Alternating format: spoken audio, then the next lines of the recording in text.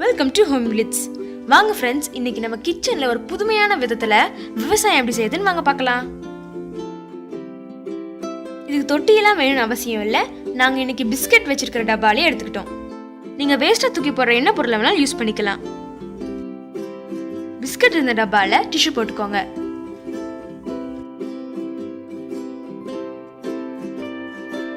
பாசிப்பயிறு, வெந்தயம், கம்பு மூணையும் ஒரு நைட் ஃபுல்லாக ஊற வச்சிருக்கோம். இன்னைக்கு நாங்கள் பாசிப்பயிரும் வெந்தயத்தையும் வச்சு எப்படி முளை கட்டுறதுன்னு வாங்க பார்க்கலாம். இன்னைக்கு ஊற வச்ச பாசிப்பயிரும் வெந்தயத்தையும் அங்கங்கே டிஷ்யூ மேலே போட்டு விட்டுக்கோங்க.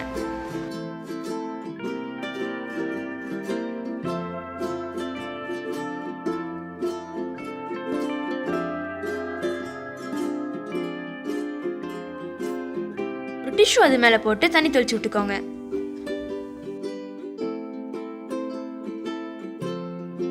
ஒரு நாள் கழிச்சு ஓபன் பண்ணி பார்க்கலாம். பாருங்க இவ்வளவு சூப்பரா முளைச்சிருக்குன்னு.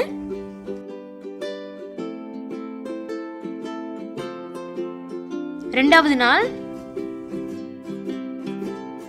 3 நாள் ஆயிடுச்சு.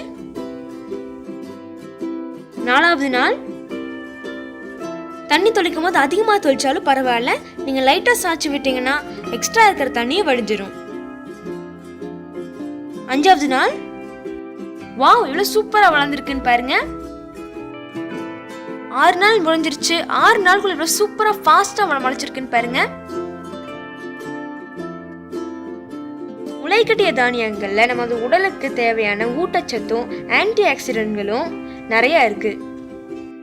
தானியத்தையும் பருப்பையும் நம்ம எப்பவுமே சமைச்சே தான் சாப்பிட்றோம். அதுக்கு பதிலாக அதை முளைக்கட்டி சாப்பிடும்போது விட்டமின் சி என்கிற உயிர் சத்து நமக்கு நிறைய கிடைக்கிறது. வெந்தயத்தை முளைக்கட்டி சாப்பிடுறது சர்க்கரை நோயாளிகளுக்கு ஒரு வரப்பிரசாதம். வெந்தயம் இன்சுலின் சுரப்பை அதிகரிக்கும். மட்டும் இல்ல, கொலஸ்ட்ரால் இருக்கிறவங்களுக்கு உடம்பு குறையும். அதுவும் இல்லாம அவங்க கொலஸ்ட்ரால் கம்மியாகும். பாசிப்பயிரை முளைக்கட்டி சாப்பிடும் போது குழந்தைங்களுக்கு தேவையான கால்சியம் பிரதம் நிறைய இருக்கு. நோய் எதிர்ப்பு சக்தியும் நிறைய இருக்கு. அதுவும் இல்லாம அல்சர் குணமாகும். கண்டிப்பா எல்லாரும் இதை உங்க வீட்டுல ட்ரை பண்ணி பாருங்க. இதுல இருந்து நிறைய பலன்களை பெற்றுக்கோங்க.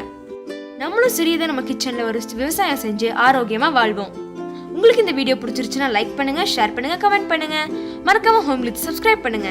தேங்க்யூ.